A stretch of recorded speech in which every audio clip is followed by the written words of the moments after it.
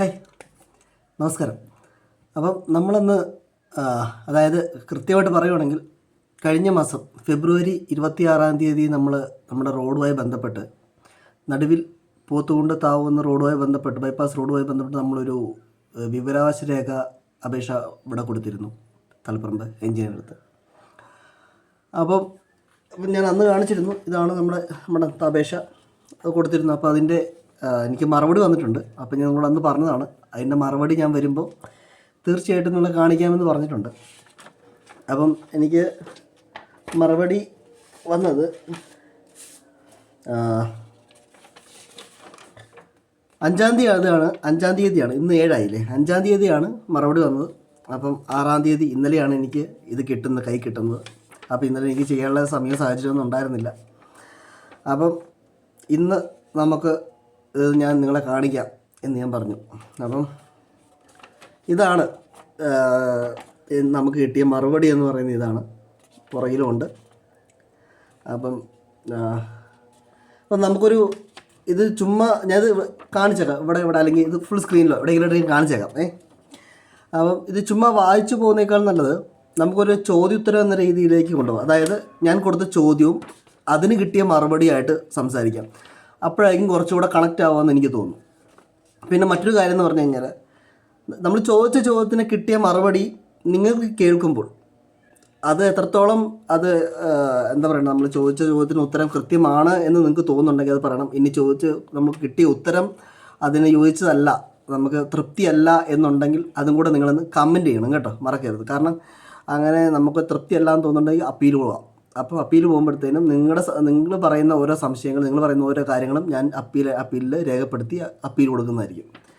അപ്പം അതൊന്ന് ശ്രദ്ധിക്കണം എല്ലാവരും. അപ്പം നമുക്കന്നൊരു ചോദ്യം ഉത്തരം എന്ന രീതിയിലേക്ക് പോകാം. പിന്നെ അത് കഴിഞ്ഞിട്ട് എനിക്ക് കുറച്ച് കാര്യങ്ങൾ പറയാനുണ്ട്, കുറച്ച് സംശയങ്ങളും കാര്യങ്ങളും ഒക്കെ പറയാനുണ്ട്. അപ്പം നമുക്ക് തുടങ്ങാം. അപ്പം നമുക്ക് നമ്മുടെ ഫസ്റ്റ് ക്വസ്റ്റ്യൻ നമുക്ക് തുടങ്ങാം. ഫസ്റ്റ് ക്വസ്റ്റ്യൻ നമ്മൾ ചോദിച്ചിരിക്കുന്നതെന്ന് പറഞ്ഞു കഴിഞ്ഞാൽ, നടുവിൽ പോത്തുകൊണ്ട് താവുന്ന ബൈപ്പാസ് റോഡ് നിർമ്മാണത്തിനായി തുക സർക്കാർ അനുവദിച്ചിട്ടുണ്ടോ, ഉണ്ടെങ്കിൽ എത്ര എന്നാണ് നമ്മൾ ചോദിച്ചിരിക്കുന്നത്. അത് നമുക്ക് മറുപടി വന്നിട്ടുണ്ട്, ഉണ്ട് എന്നാണ് വന്നിരിക്കുന്നത്.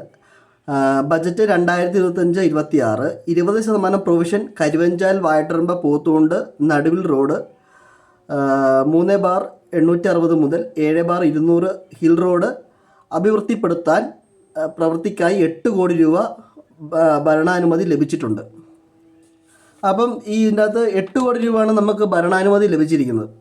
അപ്പോൾ അതിനകത്ത് 20% പ്രൊവിഷൻ എന്ന് പറഞ്ഞാൽ ഇപ്പം നമുക്ക് ഈ സാമ്പത്തിക വർഷത്തിൽ നമുക്ക് അനുവദിച്ചിരിക്കുന്നത് 2 കോടി രൂപയായിരിക്കും. 8 കോടി രൂപ നമുക്ക് ഈ വർഷം അനുവദിക്കില്ല. 2 കോടി രൂപയായിരിക്കും നമുക്ക് ടെൻഡർ വിളിക്കാൻ വേണ്ടി അനുവദിച്ചിട്ടുണ്ടാവുക. ഈ 2 കോടി വെച്ചിട്ടാണ് ടെൻഡർ വിളിക്കുന്നത്. 8 കോടി രൂപ ഈ വർഷം കിട്ടില്ല. അത് അടുത്ത സാമ്പത്തിക വർഷത്തിൽ മാത്രമേ നമുക്ക് ബാക്കി ഫണ്ട് വരുള്ളൂ കേട്ടോ. അപ്പം അതിനുള്ള ഉത്തരവാണത്.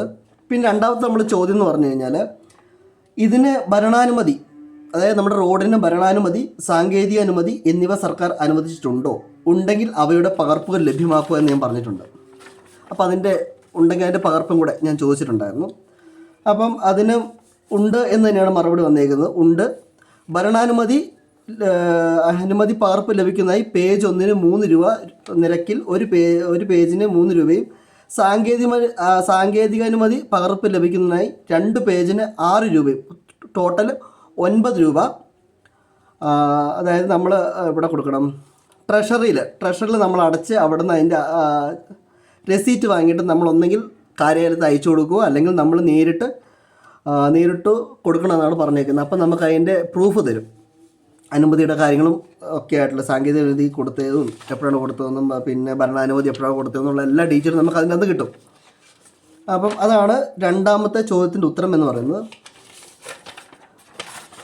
ഇനി മൂന്നാമത്തെ ചോദ്യം എന്ന് പറയുന്നത്, ഈ പദ്ധതിയുമായി ബന്ധപ്പെട്ട് ഇതുവരെ എത്ര രൂപ ചെലവാക്കിയിട്ടുണ്ട്, ഏത് ആവശ്യത്തിനാണ് തുക വിനിയോഗിച്ചത്.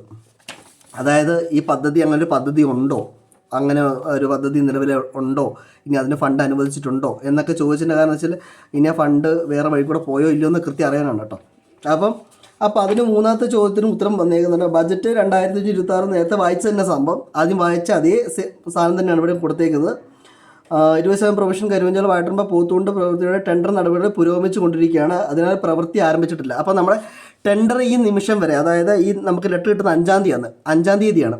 ഈ മാസം മാർച്ച് 5-ാം തീയതി വരെ ടെൻഡർ നടപടി പൂർത്തിയായിട്ടില്ല. എന്ന് വെച്ചാൽ ടെൻഡർ എടുത്തിട്ടില്ല, കൊടുത്തിട്ടില്ല എന്നുള്ളതാണ്. അപ്പോൾ ടെൻഡർ നടപടിയിലേക്കുള്ള പ്രൊസീജിയർ മൊത്തം അവിടെ പെൻഡിങ്ങായി നിൽക്കുകയാണ്. ടെൻഡറിൽ നടപടി ആയിട്ടില്ല, ടെൻഡർ ആയിട്ടില്ല കേട്ടോ. അപ്പോൾ അതാണ് നമുക്ക് കിട്ടിയിരിക്കുന്നത്. അപ്പം ടെൻഡർ നടപടി ആയിട്ടില്ല, ഇതുവരെയും ആയിട്ടില്ല. 5-ാം തീയതി വരെ ടെൻഡർ നടപടി ആയിട്ടില്ല. അപ്പം അതിൻ്റെ നടപടികൾ നടക്കുന്നുള്ളൂ എന്നാണ് പറയുന്നത്. ഇത് വൈകിക്കൊണ്ടിരിക്കുകയാണ്. പിന്നെ 4ാമത്തെ ചോദ്യം എന്ന് പറഞ്ഞാൽ പ്രസ്തുത റോഡിൻ്റെ നിർമ്മാണത്തിനായി ടെൻഡർ നടപടികൾ പൂർത്തിയായിട്ടുണ്ടോ?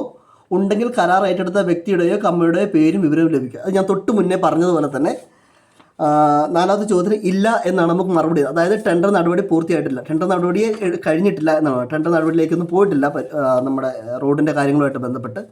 അപ്പോൾ അതിൻ്റെ പ്രൊസീജിയർ നിൽക്കുന്നു. അപ്പം അത് ഡിലേ ആവുന്നത് എന്തുകൊണ്ടാണെന്നുള്ളത് എല്ലാവരും കൂടെ ഒന്ന് ആലോചിക്കുക. ഇതുവരെയായിട്ടും ടെൻഡർ നടപടി ആയിട്ടില്ല കേട്ടോ. ഇനി നിങ്ങളോട് ആരെങ്കിലും ടെൻഡർ നടപടി ആയിട്ടുണ്ട് എന്ന് പറഞ്ഞാൽ അത് പച്ചക്കള്ളമാണ്. 5-ാം തീയതി വരെ ടെൻഡർ നടപടി ഒന്നും ആയിട്ടില്ല. അതിൻ്റെ നടപടികൾ നടക്കുന്നതേ ഉള്ളൂ, ടെൻഡറിലേക്ക് പോയിട്ടില്ല കാര്യങ്ങളൊന്നും ഈ നിമിഷം വരെ. ഓക്കെ, ഈ നിമിഷമല്ല 5-ാം തീയതി വരെ കേട്ടോ. ഈ നിമിഷം വരെ തെറ്റായിരിക്കും. 5-ാം തീയതി, നമുക്കിത് 5-ാം തീയതിയാണല്ലോ കിട്ടിയത്. അപ്പോൾ പിന്നെ അടുത്ത ചോദ്യം എന്ന് പറഞ്ഞാൽ 5-ാമത്തെ ചോദ്യമാണ്. ഈ പദ്ധതി പ്രകാരം റോഡ് പണി ആരംഭിക്കേണ്ട തീയതി, പൂർത്തിയാക്കേണ്ട തീയതി എന്നിവ എന്നാണ് ഈ റോഡ് പണി തുടങ്ങേണ്ടതെന്നും എന്നാണ് പണി തീരേണ്ടതെന്നും നമ്മൾ ചോദിച്ചിട്ടുണ്ട്. പിന്നെ പണി ആരംഭിക്കാൻ വൈകുന്നതിൻ്റെ കാരണങ്ങൾ രേഖാമൂലം അറിയിക്കുക. എന്തുകൊണ്ടാണ് പണി ആരംഭിക്കാൻ, അതായത് ടെൻഡർ നടപടികളും എന്തുകൊണ്ടാണ് വൈകുന്നത്, പിന്നെ അത് ടെൻഡർ നടപടി കഴിഞ്ഞിട്ട് എന്തുകൊണ്ടാണ് റോഡ് പണി തുടങ്ങാൻ താമസിക്കുക എന്നുള്ള കാര്യങ്ങൾ നമ്മൾ ചോദിച്ചത്. കാരണം ടെൻഡർ നടപടി കാര്യങ്ങളൊന്നും നമുക്ക് അറിയില്ലായിരുന്നല്ലോ. അപ്പം ഇപ്പോഴത്തെ നിലവിൽ ടെൻഡർ നടപടി ആയിട്ടില്ല, അതുകൊണ്ട് തന്നെ ബാക്കി പ്രൊസീജിയറൊന്നും ആയിട്ടില്ല. എന്തുകൊണ്ട് ടെൻഡർ നടപടി വൈകുന്നു എന്നാണ് നമ്മൾ ഇന്ന് അറിയേണ്ടത്. അടുത്ത ചോദ്യം 6ാമത്തെ ചോദ്യമാണ്. 6ാമത്തെ ചോദ്യം എന്ന് പറയുന്നത്, ഈ റോഡ് നിർമ്മാണവുമായി ബന്ധപ്പെട്ട് തയ്യാറാക്കിയ അളവ് പുസ്തകം, അതായത് മെഷർമെൻറ്റ് ബുക്കുണ്ട്. ഈ റോഡ് പണിയെടുക്കുന്നതിൻ്റെ മെഷർമെൻറ്റ് ബുക്കുണ്ട്.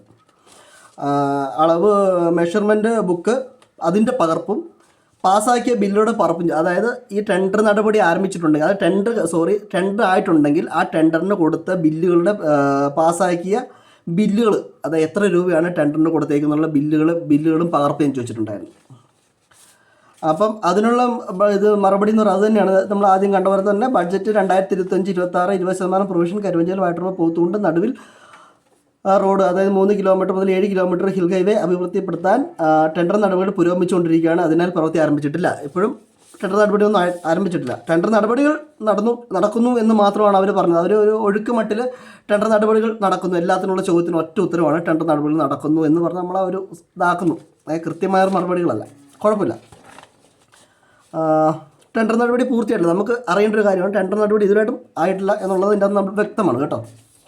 പിന്നെ അടുത്തതെന്ന് പറഞ്ഞാൽ 7ാമത്തെ ചോദ്യം, നിലവിൽ ഈ പദ്ധതി ഏത് ഘട്ടത്തിലാണ്, അതായത് ഇപ്പം നിലവിൽ ഈ പദ്ധതിയുടെ അവസ്ഥ എന്താണ് എന്നറിയാൻ വേണ്ടി. അതിനുള്ള ചോദ്യവും ഈ സെയിം സാധനം തന്നെയാണ്. അതായത് ഇപ്പം നിലവിൽ എന്താണ് അവസ്ഥ, ടെൻഡർ വിളിച്ചിട്ടില്ല, ടെൻഡർ വിളിക്കുന്നതിന് മുമ്പ് എന്താണ് ഇപ്പോഴുള്ള അവസ്ഥ, കറണ്ട് സ്റ്റാറ്റസ് എന്താണ് എന്ന് ചോദിച്ചപ്പോഴും അതിനുള്ള മറുപടിയും വന്നേക്കുന്ന 2025-26 പ്രൊവിഷൻ കരുവഞ്ചാൽ വാഴത്തുമ്പ പോത്തുകൊണ്ട് റോഡിൻ്റെ അത് തന്നെയാണ്. 3 കിലോമീറ്റർ മുതൽ 7 കിലോമീറ്ററിൽ അഭിവൃദ്ധിപ്പെടുത്താൻ റോഡിൽ ടെൻഡർ നടപടികൾ പുരോഗമിച്ചുകൊണ്ടിരിക്കുന്നു. ഇതാണ് നമുക്ക് പറഞ്ഞേക്കുന്ന മറുപടി, ഇത് തന്നെയാണ് കേട്ടോ. നടപടികൾ ഇതാകുന്നു പറഞ്ഞാണ്. അപ്പോൾ ഇതാണ് നമുക്ക് കിട്ടിയ എന്താ പറയണ്ടേ വിവരാശം നമ്മൾ കൊടുത്തതിനുള്ള മറുപടി. ഈ മറുപടിയിൽ ഞാൻ തൃപ്തനല്ല. നിങ്ങൾ തൃപ്തരാണോ? നിങ്ങൾക്ക് എന്തെങ്കിലും സംശയങ്ങളുണ്ടോ, നിങ്ങൾക്ക് എന്തെങ്കിലും ചോദിക്കാനുണ്ടോ എന്നുണ്ടെങ്കിൽ കൃത്യമായിട്ട് താഴെ കമൻറ്റ് ബോക്സിൽ കമൻറ്റ് ചെയ്യുക. ഇതിപ്പോൾ നിങ്ങൾ ഇതിലെ കാണുന്ന അറിയില്ല, യൂട്യൂബിലാണെങ്കിൽ യൂട്യൂബിൻ്റെ താഴെ കമൻറ്റ് ചെയ്യുക. അല്ലാന്നുണ്ടെങ്കിൽ നിങ്ങൾ ഫേസ്ബുക്കിൽ കാണുന്നെങ്കിൽ ഫേസ്ബുക്കിലായാലും കമൻറ്റ് ചെയ്യുക. അപ്പോൾ ഞാനത് നോക്കുന്നതായിരിക്കും, അത് വെച്ച് നമുക്ക് അപ്പീൽ പോകാമെന്ന്. അപ്പം പിന്നെ ഞാനിപ്പോൾ നിങ്ങൾ ഈ വീഡിയോ ആദ്യമായിട്ട് കാണുന്നെങ്കിൽ എന്താണ് സംഭവം നിങ്ങൾക്ക് മനസ്സിലാവുന്നില്ല എന്നുണ്ടെങ്കിൽ ഞാൻ മുമ്പൊരു വീഡിയോ ചെയ്തിട്ടുണ്ട്. അത് ഞാൻ യൂട്യൂബിൽ എൻ്റെ ഡിസ്ക്രിപ്ഷൻ ബോക്സിൽ ഞാൻ കൊടുത്തേക്കാം. പിന്നെ അതുപോലെ ഫേസ്ബുക്കിലാണെങ്കിൽ ഫസ്റ്റ് കമൻറ്റിലുണ്ടാവും കേട്ടോ. ഫസ്റ്റ് കമൻറ്റിൽ ആ വീഡിയോ ഞാൻ കൊടുത്തേക്കാം, പിൻ ചെയ്ത് കൊടുത്തേക്കാം. നിങ്ങളത് കാണുമ്പോഴത്തേനും ഇതും അതും കാണുമ്പോഴത്തേനും നിങ്ങൾക്ക് മനസ്സിലാവും എന്താണ് കാര്യം എന്നുള്ളത് മനസ്സിലാവും കേട്ടോ. ആദ്യമായിട്ട് കാണുന്ന ആൾക്കാരാണ്, അല്ലാത്ത പിന്നെ കുഴപ്പമില്ല, അവർക്ക് മനസ്സിലാവില്ല കാര്യങ്ങൾ. അപ്പോൾ ഇതാണ് ഇപ്പോഴത്തെ നിലവിലെ അവസ്ഥ. അപ്പം ഇതുവരെ ടെൻഡർ നടപടികളോ കാര്യങ്ങളോ ഒന്നും പോയിട്ടില്ല. എൻ്റെ കുറച്ച് സംശയങ്ങളെന്ന് പറഞ്ഞു കഴിഞ്ഞാൽ, ഇപ്പോൾ നമുക്ക് നിലവിൽ 8 കോടി രൂപ അനുവദിച്ചിട്ടുണ്ട്, സർക്കാർ 8 കോടി അനുവദിച്ചിട്ടുണ്ടെന്ന് പറഞ്ഞെങ്കിലും നമുക്ക് ടെൻഡർ പോകാനായിട്ട് ഇതിനകത്ത് നിന്ന് 2 കോടി രൂപയാണ് നമുക്ക് സർക്കാർ നിലവിൽ ഇപ്പം നമുക്ക് അനുവദിച്ചിട്ടുണ്ട്. 2 കോടി രൂപ അത് ടെൻഡർ നടപടികൾക്കാണ്. ഈ നിലവിലെ ടെൻഡർ നടപടികളൊന്നും ആയിട്ടില്ല. പിന്നെ ഇത് 2025-26 ബജറ്റിലെ പദ്ധതിയാണ്. അതായത് ഇത് 2025-26 ബഡ്ജറ്റിലെ ഒരു പദ്ധതിയായിട്ടാണ് നമുക്കിത് വന്നേക്കുന്നത്. അപ്പോൾ അതിൻ്റെ അകത്ത് 20% വരെ നമുക്ക് ഈ വർഷം ചിലവഴിക്കാൻ പറ്റുള്ളൂ. 20% 2 കോടി രൂപ ഈ വർഷം. ബാക്കി തുക അടുത്ത സാമ്പത്തിക വർഷത്തിൽ അനുവദിക്കുള്ളൂ. അതായത് 26-27 ഇതിലാണ് ബാക്കി 6 കോടി രൂപ. 8 കോടിക്കകത്ത് 2 കോടി ഇപ്പോൾ അനുവദിച്ച് കഴിഞ്ഞാൽ ബാക്കി 6 കോടി രൂപ അടുത്ത ബഡ്ജറ്റിൽ അവതരിപ്പിക്കാൻ പറ്റുള്ളൂ. അത് നമുക്ക് തരാൻ പറ്റുള്ളൂ എന്നുള്ളതാണ്, അനുവദിക്കാൻ പറ്റുള്ളൂ. അപ്പോൾ അങ്ങനെ ഒരു ടോക്കണാണ് ഇപ്പം ഇതാണ് ഈ 2 കോടി എന്നുള്ള ടോക്കണാണ്. നമുക്ക് ടെൻഡർ വിളിക്കാനും കാര്യങ്ങളായിട്ടുള്ള ടോക്കണാണ് ഈ കൊടുത്തേക്കുന്നത്. പിന്നെ എൻ്റെ സംശയമാണ് ഇത് നമുക്ക് നമ്മുടെ ഭാരതത്തിൻ്റെ, നമ്മുടെ ഇന്ത്യയുടെ ഒരു സാമ്പത്തിക വർഷം എന്ന് പറയുന്നത് ഏപ്രിൽ 1 മുതൽ ഏത് വർഷമാണോ, ഇപ്പോൾ നമുക്ക് ഈ തന്നെ എടുക്കാം 2025 മുതൽ 26 എന്ന് പറയുന്നിടത്ത് 2025 ഏപ്രിൽ 1 മുതൽ 2026 മാർച്ച് 31 വരെയാണ് നമ്മുടെ സാമ്പത്തിക വർഷം. അപ്പോൾ ഈ വർഷത്തിലാണ് നമുക്ക് ഭരണാനുമതികളും കാര്യങ്ങളും ഫണ്ടും കാര്യങ്ങളെല്ലാം നമുക്ക് ഈ വർഷത്തിനുള്ളിലാണ് ആവുന്നത്. അപ്പം ഈ 31-നുള്ളിൽ ഈ മറ്റേ ടെൻഡർ നടപടികൾ പൂർത്തീകരിച്ചിട്ടില്ല എന്നുണ്ടെങ്കിൽ, അതായത് ടെൻഡർ ആരും എടുത്തിട്ടില്ല എന്നുണ്ടെങ്കിൽ ഈ പൈസ നമുക്ക് അനുവദിച്ച ഇപ്പോൾ 2 കോടി ടെൻഡറിനായിട്ട് അനുവദിച്ച 2 കോടി രൂപ അവിടെ ലാപ്സായി പോകുന്നതായിരിക്കും. ലാപ്സാവും, ആ പൈസ അവിടെ ലാപ്സാവും. അത് നമുക്ക് മാറ്റി വെക്കാൻ പറ്റുന്നതല്ല, അത് ലാപ്സാവും. അത് എൻ്റെ ഒരു കാഴ്ചപ്പാട് സംസാരിക്കുന്നതല്ല കേട്ടോ. ഇത് ഞാൻ കൃത്യമായിട്ട് ഗൂഗിളിൽ നിന്ന് എടുത്ത മറുപടിയാണ് നിങ്ങളോട്. എൻ്റെ സംശയങ്ങൾ ഞാൻ ഗൂഗിളിൽ സെർച്ച് ചെയ്യുകയും ഗൂഗിളിൽ അതിനുള്ള മറുപടി എനിക്ക് തരികയും ചെയ്തു. അത് വെച്ചിട്ടാണ് ഞങ്ങളോട് സംസാരിക്കുന്നത്. അപ്പോൾ ഏപ്രിൽ 1 മുതൽ മാർച്ച് 31 വരെയാണ് നമ്മുടെ ഈ ബഡ്ജറ്റ് നമുക്ക് അനുവദിച്ചിട്ടുള്ള പൈസ എന്ന് ഞാൻ പറഞ്ഞല്ലോ. അപ്പോൾ ഈ പൈസ ഈ വർഷത്തിനുള്ളിൽ 31 ഈ മാസം, ഇനി കുറച്ച് ദിവസങ്ങളേ ഉള്ളൂ. ഈ മാസം 31-നുള്ളിൽ ടെൻഡർ നടപടികൾ പൂർത്തീകരിച്ചിട്ടില്ല എന്നുണ്ടെങ്കിൽ നമുക്ക് ഇപ്പോൾ കിട്ടിയ 2 കോടി രൂപയും ലാപ്സായി പോകും ഇവിടെ. പിന്നെ പുതിയ അനുമതി നമ്മൾ അതിന് വേണ്ടി വരും. അതായത് ഇനി നമ്മൾ ഈ വർഷം നമ്മൾ ചെയ്തില്ലെങ്കിൽ അടുത്ത 2026-27 വീണ്ടും നമ്മൾ അനുമതിക്കായിട്ട് വീണ്ടും സർക്കാരിലേക്ക് കൊടുക്കണം, വീണ്ടും സർക്കാർ അനുമതി കിട്ടണം. അങ്ങനെയുള്ള പരിപാടികളൊക്കെ വരും ഇതിൻ്റെ അകത്ത്. അപ്പം വീണ്ടും താമസിച്ചുകൊണ്ടേയിരിക്കും എന്നാണ് ഞാൻ പറയുന്നത്. ഈ 2025-26 ഇത് ചെയ്തില്ല എന്നുണ്ടെങ്കിൽ ഈ കിട്ടിയ പൈസ ലാപ്സായിപ്പോൾ അടുത്ത വർഷം നമ്മൾ വീണ്ടും അപേക്ഷ വെക്കണം. വീണ്ടും സർക്കാരിലേക്ക് റോഡ് വീണ്ടും വെച്ച് അവിടുന്ന് വീണ്ടും പാസ്സായിട്ട് വന്ന് അവിടുന്ന് വീണ്ടും 2 കോടി രൂപ അപ്പോഴേ എത്രയാണോ അനുവദിക്കുന്നത് ആ പൈസ നമുക്ക് അത് കിട്ടും. അതും ചെയ്യാതെ വന്നു കഴിഞ്ഞാൽ വീണ്ടും താമസിച്ചു പോകും. അപ്പം ഞാൻ പറഞ്ഞു വരുന്നത് ഈ മാസം 31-നുള്ളിൽ തന്നെ ടെൻഡർ നടപടികൾ പൂർത്തീകരിച്ചാൽ മാത്രമേ നമ്മുടെ റോഡ് പണി നടക്കുകയുള്ളൂ. ഇല്ല എന്നുണ്ടെങ്കിൽ അടുത്ത വർഷം വീണ്ടും ബഡ്ജറ്റിൽ വീണ്ടും നമുക്ക് ഈ പൈസ അനുവദിക്കണം. ഈ പൈസ ലാപ്സായി പോകും, ഇപ്പോൾ അനുവദിച്ച പൈസ ലാപ്സായി പോകും. അപ്പം അത് ഉദ്യോഗസ്ഥരുടെയും പിന്നെ ഇതിൻ്റെ പുറകെയുള്ള ആൾക്കാരുടെയൊക്കെ കെയർലെസ് നമുക്ക് എളുപ്പത്തിൽ പറഞ്ഞിറക്കാം. ഒരു കെയർലെസ് ആണിത്. ഇതിനകത്ത് വേറൊരു വിഷയമുണ്ട്. ഇതിപ്പോൾ നമുക്ക് ലാപ്സായി പോയി അടുത്ത വർഷം മേടിക്കുമ്പോൾ വീണ്ടും നിർമ്മാണ ചെലവ് വീണ്ടും കൂടും. കാരണം ഇപ്പോഴുള്ള സാധനങ്ങളുടെ വില ആയിരിക്കത്തില്ല അടുത്ത വർഷം വരുമ്പോഴത്തേന് സാധനങ്ങളുടെ വില മാറ്റം വരും. അപ്പം വിലകൾ കൂടും. റോഡ് പണിയുടെ കാര്യങ്ങളൊക്കെ ഉള്ള എന്താ പറയണ്ട അതിൻ്റെ അസംസ്കൃത വസ്തുക്കൾ, അതായത് ടാർ ചെയ്യാനുള്ള കാര്യങ്ങളും മറ്റേ കല്ലും മെറ്റിലും കാര്യങ്ങളെല്ലാത്തിനും വില കൂടും. ഇപ്പം നിലവിൽ സർക്കാർ നമുക്ക് 2 കോടി രൂപ അനുവദിച്ചിട്ടുണ്ട്. അത് ഉത്തരവാദിത്തോടെ ചെയ്യേണ്ടത് ഉദ്യോഗസ്ഥരാണ്. അത് ചെയ്തില്ലെങ്കിൽ ഉദ്യോഗസ്ഥരുടെ വീഴ്ചയായിട്ട് നമ്മളത് കാണേണ്ടി വരും. അപ്പം ഇതിൻ്റെ ബാക്കിയുള്ള ആൾക്കാർ അഡ്മിനിസ്ട്രേഷൻ സെക്ഷനും കാര്യങ്ങളും, പിന്നെ അതുപോലെ നമുക്ക് MLA ഒക്കെ നന്നായിട്ട് പ്രഷർ ചെയ്യണം. അതുപോലെ നമ്മുടെ മന്ത്രി, ഇവരെല്ലാവരും ഒത്ത് പെട്ടെന്ന് എല്ലാവരും കൂടെ നോക്കിയാൽ മാത്രമേ ഇലക്ഷന് മുന്നേ ടെൻഡർ നടപടികൾ പോവുകയുള്ളൂ. ഇല്ലെങ്കിൽ ഇത് വളരെ ശോകമായിരിക്കും. റോഡ് പണി വീണ്ടും താമസിക്കും. 25-26 എന്നുള്ളത് അത് പിന്നെ 26-27 പോകും. അപ്പോഴും ഇതേ ഒരു ലാഘവത്തോടെ കാണുകയാണെങ്കിൽ പിന്നെ അത് 27-28 പോകും. അപ്പോൾ എത്രയും പെട്ടെന്ന് തന്നെ ഇതിൻ്റെ നടപടികൾ പൂർത്തീകരിക്കട്ടെ, എത്രയും പെട്ടെന്ന് തന്നെ ഇതിൻ്റെ നടപടികൾ നടക്കട്ടെ എന്ന് നമുക്ക് പ്രാർത്ഥിക്കാം. അപ്പം ഈ പൈസ 31 അത് നിങ്ങൾ കേട്ടോ, 31 ഈ മാസം 31-നുള്ളിൽ നമുക്ക് കിട്ടിയ 2 കോടി രൂപ ഇപ്പം ടെൻഡർ വിളിച്ചില്ല എന്നുണ്ടെങ്കിൽ ആ പൈസ നഷ്ടപ്പെടും. പിന്നെ പുതിയ ബജറ്റ് മാത്രമേ നമുക്ക് വീണ്ടും ഫണ്ട് അനുവദിക്കാൻ പറ്റുള്ളൂ. അപ്പോൾ ഇത് ലാപ്സായി പോകും. അപ്പോൾ ലാപ്സായി പോകുന്നത് എന്തുകൊണ്ടാണ്, അത് ആരുടെ വീഴ്ചയാണ് എന്നുള്ളതൊക്കെ എല്ലാവരും മനസ്സിലാക്കുക. അപ്പം ഇതാണ് നമുക്ക് കാര്യങ്ങൾ. അപ്പം ഇപ്പം നമുക്കിങ്ങനെ ലേറ്റ് ആയിക്കൊണ്ടിരിക്കുകയാണ്, ഡിലേ, നമ്മുടെ റോഡ് പണി ഇങ്ങനെ ഡിലേ ആയിക്കൊണ്ടിരിക്കുകയാണ്. ഞാൻ ഈ വർഷം അതായത് ഈ ഇലക്ഷന് മുന്നെയെങ്കിലും ഇതിൻ്റെ എന്തെങ്കിലും നടപടികൾ പെട്ടെന്ന് നീങ്ങുമെന്നാണ് ഞാൻ വിചാരിച്ചത്. പക്ഷേ ഇതുവരെ ആയിട്ടും ഒന്നും ആയിട്ടില്ല. ഇനിയിപ്പം 31-നുള്ളിൽ ആകുമെന്നറിയില്ല. ആയാൽ നല്ലത്. നമുക്ക് എത്രയും പെട്ടെന്ന് റോഡ് പണി നമുക്കിപ്പോൾ അനുവദിച്ച ഫണ്ട് കിട്ടും. അടുത്ത സാമ്പത്തിക വർഷം ബാക്കി ഫണ്ടും കൂടെ കിട്ടും. ഇനി അതല്ലാന്നുണ്ടെങ്കിൽ വീണ്ടും ലേറ്റായി. അതായത് അടുത്ത വർഷം നമുക്ക് ഈ വർഷം ലാപ്സായിപ്പോൾ അടുത്ത വർഷം വീണ്ടും 2 കോടി രൂപ കിട്ടുള്ളൂ. അപ്പോൾ 2 കോടി കഴിഞ്ഞ് വീണ്ടും അത് കഴിഞ്ഞ് അടുത്ത വർഷം മാത്രമേ, അത് കഴിഞ്ഞിട്ടുള്ള സാമ്പത്തിക വർഷം മാത്രമേ ബാക്കി എമൗണ്ട് അനുവദിക്കാൻ പറ്റുള്ളൂ. ഈ ഒറ്റ സാമ്പത്തിക വർഷത്തിൽ 8 കോടി അനുവദിക്കാൻ പറ്റത്തില്ല. അങ്ങനെ അതിൻ്റെ നിയമവശങ്ങളുണ്ട്. അപ്പോൾ അതുകൊണ്ടാണ് ഞാനിതൊക്കെ ഗൂഗിളിൽ സെർച്ച് ചെയ്തിടണം കേട്ടോ, ഞാനിതൊക്കെ മനസ്സിലാക്കിയത്. അപ്പം ഇങ്ങനെയുള്ള കാര്യങ്ങളുണ്ട്. അപ്പോൾ എത്രയും പെട്ടെന്ന്, അപ്പോൾ ഗൂഗിളിൽ എന്തായാലും പറയുന്നു, ഗൂഗിളിനകത്ത് നമ്മൾ സെർച്ച് ചെയ്ത് കിടക്കുന്ന കാര്യങ്ങളൊക്കെ കള്ളമാണ്, അല്ലെങ്കിൽ ഞാൻ ഉണ്ടാക്കി പറയുന്നതാണെന്ന് ആരൊന്നും പറയില്ലല്ലോ. ഗൂഗിൾ നമ്മളെല്ലാ കാര്യങ്ങളും നമ്മുടെ പഠന സംബന്ധമായിട്ടുള്ള എല്ലാ ഡോക്ടർമാരടക്കം അല്ലെങ്കിൽ ഇപ്പോൾ എഞ്ചിനീയർമാരും എല്ലാവരും തന്നെ എല്ലാ കാര്യങ്ങളും ഗൂഗിളിനകത്ത് സെർച്ച് ചെയ്ത് ഗൂഗിളിനകത്ത് നോക്കിയാണല്ലോ പഠിക്കുകയും കാര്യങ്ങൾ ചെയ്യുകയും ചെയ്യുന്നത്. അതുകൊണ്ട് നമുക്ക് ഗൂഗിളിനെ വിശ്വസിക്കാം. ഇത് ഗൂഗിൾ മാപ്പ് നോക്കി നമുക്ക് വഴി തെറ്റുന്ന പോലെയല്ല, നമുക്ക് ഇങ്ങോട്ടുള്ള ഇൻഫർമേഷനും കാര്യങ്ങളൊക്കെ ഗൂഗിളിൽ നിന്ന് കിട്ടുക എന്നുള്ളത് വളരെ കൃത്യമായിരിക്കും.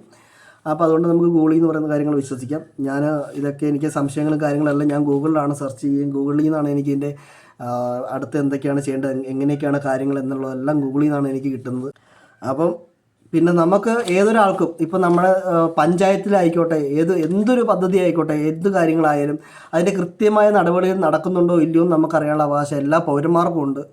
അത് കാരണം നമ്മുടെയൊക്കെ നികുതി പണം കൊണ്ടാണ് ഈ പരിപാടിയൊക്കെ നടക്കുന്നത്. അപ്പം നമുക്ക് കൃത്യമായിട്ട് അന്വേഷിക്കാനുള്ള അവകാശം നമുക്കുണ്ട്. അത് നമുക്ക് അന്വേഷിക്കാനും പറ്റും.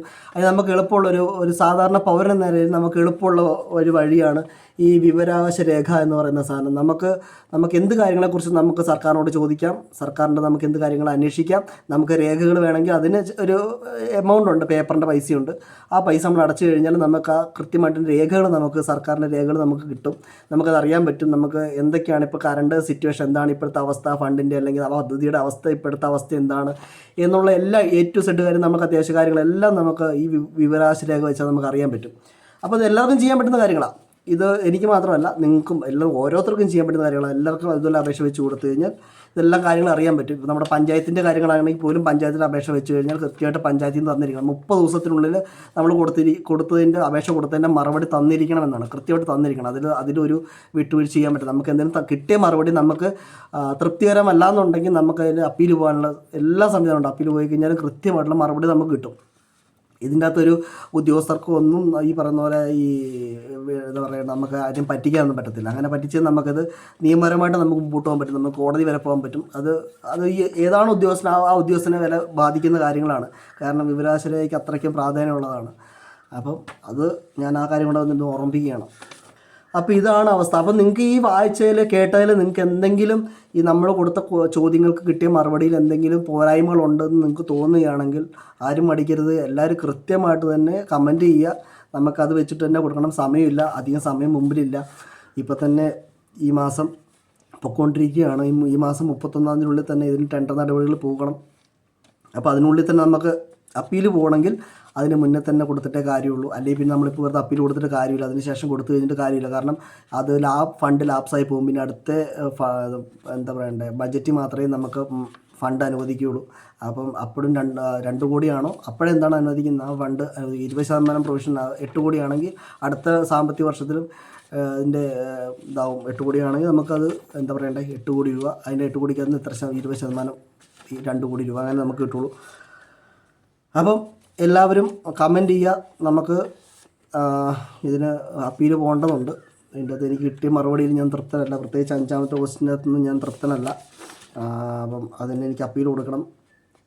എൻ്റെ പണി ആരംഭിക്കാൻ വൈകുന്നതിൻ്റെ കാരണങ്ങളാണ്. അപ്പോൾ ഈ ടെൻഡർ നടപടി വൈകുന്നതിൻ്റെ കാരണം എന്നാന്ന് എനിക്ക് കൃത്യമായിട്ട് അറിയേണ്ടതുണ്ട്. അപ്പോൾ അതൊന്നും എനിക്ക് മറുപടി ചോദിച്ച് കൃത്യമായിട്ട് മറുപടി അല്ല. പക്ഷേ എനിക്ക് അറിയേണ്ട കാര്യങ്ങൾ ഞാൻ കൃത്യമായിട്ട് തന്നെ ചോദിക്കും, അത് കൃത്യമായിട്ട് തന്നെ ഞാൻ അറിയുകയും ചെയ്യും. അപ്പം അതിനുവേണ്ടി ഞാൻ അപ്പീൽ കൊടുക്കുകയും ചെയ്യും. അപ്പം നിങ്ങൾക്ക് എന്തെങ്കിലും ചോദിക്കാനുണ്ടെങ്കിൽ, എന്നോടല്ല, ഇത് സർക്കാരിനോട് അല്ലെങ്കിൽ ഉദ്യോഗസ്ഥരോട് നിങ്ങൾക്ക് എന്തെങ്കിലും ചോദിക്കാനുണ്ടെങ്കിൽ നിങ്ങളത് കമൻറ്റ് ചെയ്യുക. നമുക്കത് ചോദ്യമായിട്ട് ചോദിക്കാവുന്നതാണ്. അപ്പം താങ്ക് യു. നമുക്ക് അടുത്തൊരു വീഡിയോ ആയിട്ട് കാണാം. അപ്പം ഞാൻ ഒരു കാര്യം കൂടെ ഒന്നുകൂടെ ഓർമ്മിപ്പിക്കണം. എൻ്റെ നാട്ടിലെ രാഷ്ട്രീയക്കാരോടാണ് ഞാൻ പറയുന്നത്. ഇതിൽ ഞാനൊരു രാഷ്ട്രീയത്തെയല്ല എടുത്തു പറയുന്നു, ഒരു രാഷ്ട്രീയത്തെയല്ല ഞാൻ ഇതിൻ്റെ അകത്ത് ഘോഷിക്കാൻ ശ്രമിക്കുന്നത്. രാഷ്ട്രീയമല്ല ഇവിടെ. നമ്മുടെ നാടിന് ആവശ്യമായ റോഡാണ്, നമ്മുടെ നാട്ടുകാർക്ക് ആവശ്യമായിട്ടുള്ള റോഡാണ്, അത് എല്ലാവർക്കും ഉപകാരപ്പെടുന്ന റോഡാണ്. അതുകൊണ്ടാണ് ഇത്രയും വൈകിയതുകൊണ്ട് അത് ഇനി കോൺഗ്രസിൻ്റെ പിടിപ്പുകേടാണെന്നോ മാർക്സിസ്റ്റിൻ്റെ പിടിപ്പുകേടാണെന്നോ BJP യുടെ പിടിപ്പുകേടാണോ എന്നൊന്നും പറഞ്ഞുകൊണ്ടിരുന്നിട്ട് കാര്യമില്ല എന്നുള്ളതാണ്. ഒരു നാടിൻ്റെ വികസനം കൂട്ടുത്തരവാദിത്തമാണ്. അതായത് നമ്മുടെ നാട്ടിലെ രാഷ്ട്രീയക്കാർ, നേതാക്കന്മാർ, രാഷ്ട്രീയക്കാരെല്ലാവരും കൂടെ ഒരുമിച്ച് നിന്നിട്ട് നാടിൻ്റെ വികസനത്തിന് വേണ്ടി പ്രയത്നിക്കേണ്ടതാണ്. അല്ലാതെ രാഷ്ട്രീയം കണ്ട അത് കോൺഗ്രസ്, ഈ നമ്മുടെ ഇരിക്കൂർ മണ്ഡലം എന്ന് പറയുന്നത് വർഷങ്ങളായിട്ട് UDFൻ്റെ ഭരണത്തിൽ വരുന്നതാണ്. അപ്പോൾ അതുകൊണ്ട് UDFുകാരാണ് ഇതിൻ്റെ അകത്ത് മെയിൻ ഉത്തരവാദികൾ. ഞങ്ങൾക്ക് ഇതിൻ്റെ അകത്ത് യാതൊരു ഉത്തരവാദിത്വവും ഇല്ല. അത് പ്രതിഷേധിക്കേണ്ടതും സംസാരിക്കേണ്ടതും കോൺഗ്രസ്സുകാർ മാത്രമാണ് എന്ന് പറഞ്ഞ് കൈയൊഴിയാൻ ആരും നിൽക്കരുത്. ഈ റോഡ് വന്നു കഴിഞ്ഞാൽ കോൺഗ്രസ്സുകാർക്ക് മാത്രമല്ല, മാർക്സിസ്റ്റുകാർക്കും BJPക്കാർക്കും ഇനി രാഷ്ട്രീയം ഇല്ലാത്ത ആൾക്കാർക്ക് വരെ ഉപകാരപ്പെടുന്ന റോഡാണ്. പിന്നെ കോൺഗ്രസ്സുകാർക്ക് മാത്രമല്ല ഈ നാടിനോട് പ്രതിബദ്ധതയുള്ളത്, മറ്റ് രാഷ്ട്രീയ പാർട്ടികൾ, പ്രതിപക്ഷ രാഷ്ട്രീയ പാർട്ടികൾക്കെല്ലാം ഉണ്ട്. അതുപോലെ തന്നെ ഓരോ പൗരന്മാർക്കും ഉണ്ട്, ഓരോ ആൾക്കാർക്കും ഉണ്ട്. അപ്പം എല്ലാവർക്കും ഈ പ്രതിബദ്ധത ഉള്ളതാണ്. അപ്പോൾ അതുകൊണ്ട് ആരും ഇതിൽ എന്നാ പറയണ്ടേ, ഇതിൽ രാഷ്ട്രീയം കാണുകയോ രാഷ്ട്രീയത്തോടെ ചിന്തിക്കുകയോ, എന്നോട് ദേഷ്യം തോന്നിയിട്ടോ എന്നെ ഇനി ജനങ്ങളുടെ മുന്നിലേക്ക് നിങ്ങളിനി എന്നെ മോശക്കാരനായി ചിത്രീകരിക്കാൻ ശ്രമിച്ചാലോ, അല്ലെങ്കിൽ എന്നെക്കുറിച്ച് കള്ളങ്ങൾ പറഞ്ഞ് ഞാൻ പ്രതികരിച്ചത് കൊണ്ട് എന്നെക്കുറിച്ച് കള്ളങ്ങൾ പറഞ്ഞ് ജനങ്ങളുടെ മുന്നിലേക്ക് കുറേ കള്ളങ്ങൾ എടുത്തിട്ടുകൊണ്ട് ഒന്നും എവിടെയെങ്കിലും ആകുന്നില്ല. കള്ളങ്ങൾ പറയുമ്പോൾ ജനങ്ങൾക്ക് കൂടുതൽ മനസ്സിലാവും ഇത് എത്രത്തോളം നിങ്ങൾ ഇതിനകത്ത് ഇൻവോൾവ് ആണ്, അല്ലെങ്കിൽ നിങ്ങൾ ഇതിനകത്ത് എത്രത്തോളം ഇൻവോൾവ് അല്ല എന്നുള്ളതൊക്കെ ജനങ്ങൾക്ക് മനസ്സിലാവും. അപ്പോൾ അതുകൊണ്ട് എല്ലാവരും ഒറ്റക്കെട്ടായിട്ട് ഈ റോഡിന് വേണ്ടി പരിശ്രമിക്കണം. പെട്ടെന്ന് തന്നെ ഇലക്ഷൻ വരികയാണ്, അതിന് മുന്നേ തന്നെ നമുക്ക് ടെൻഡർ നടപടികൾ പൂർത്തീകരിക്കണം. എന്നോട് കഴിഞ്ഞ ദിവസം ഇവിടെ നാട്ടിൽ നിന്ന് പറഞ്ഞത് ടെൻഡർ നടപടി ഉടനെ വരും, നടപടികൾ പൂർത്തീകരിക്കും എന്നൊക്കെയാണ് പറഞ്ഞത്. എന്തായാലും എത്രയും പെട്ടെന്ന് 31-നുള്ളിൽ തന്നെ നടപടി പൂർത്തീകരിച്ചിട്ടുള്ള കാര്യങ്ങൾ പോട്ടെ. എന്നാൽ പിന്നെ ആ ഫണ്ട് കൃത്യമായിട്ട് വരികയും ചെയ്യും, പിന്നെ ഡിലേ ആവത്തില്ല. ഫണ്ട് ഈ പ്രാവശ്യം ടെൻഡർ നടപടി പൂർത്തീകരിച്ചാൽ 31-നുള്ളിൽ ആയിക്കഴിഞ്ഞാൽ പിന്നെ നമുക്ക് അടുത്ത സാമ്പത്തിക വർഷത്തിൽ നമുക്ക് പറഞ്ഞാൽ വീണ്ടും കാത്തിരിക്കേണ്ടി വരത്തില്ല. ഈ അനുവദിച്ച തുകയുടെ ബാക്കി അടുത്ത സാമ്പത്തിക വർഷത്തിൽ നമുക്ക് കിട്ടും. അപ്പം ഈ ടെൻഡർ എടുത്ത ആരാണോ അവർക്ക് അത് പണി പെട്ടെന്ന് പൂർത്തീകരിക്കാൻ സാധിക്കും. അപ്പം നമുക്കും നല്ല റോഡ് നമുക്ക് കിട്ടുകയും ചെയ്യും. അപ്പോൾ എത്രയും പെട്ടെന്ന് തന്നെ കാര്യങ്ങളൊക്കെ റെഡിയാവട്ടെ എന്ന് പ്രാർത്ഥിക്കുന്നു, ആശംസിക്കുന്നു. അപ്പോൾ എല്ലാവർക്കും നന്ദി, താങ്ക് യു. അപ്പോൾ അടുത്ത വീഡിയോ കാണാം. ചേട്ടാ.